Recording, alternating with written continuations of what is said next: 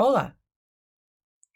Today, we're going to take some notes on how we conjugate the irregular verb venir.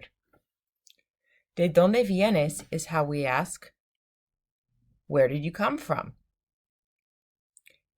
Venir is an irregular verb that you may hear some teachers refer to as a yo-go verb. You'll likely see why when we conjugate it in a moment, and you will see other verbs that follow a similar pattern as we continue throughout the year. We're going to start off here with our conjugations of the verb venir.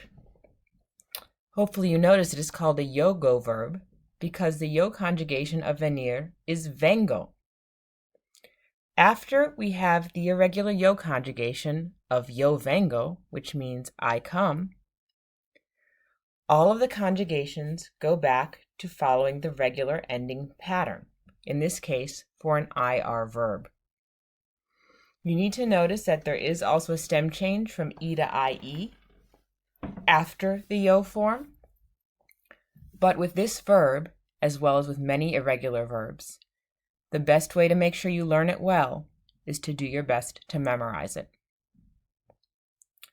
We're going to start off with, once again, the conjugations with yo vengo, I come, and as usual, it's recommended that you write down the English translations to have them as a reference. Tú vienes, you come. Él, ella, or usted viene. He comes, she comes, or you come formal. Nosotros venimos, we come. Make sure that you have the IMOS ending here because venir is an IR verb. Vosotros venís. Once again, make sure that you have the IR ending. Venís, IS, which is you all come, only in Spain. And ellos, ellas, or ustedes vienen. They come, or you all come. We often use the verb venir with the word de, which means of.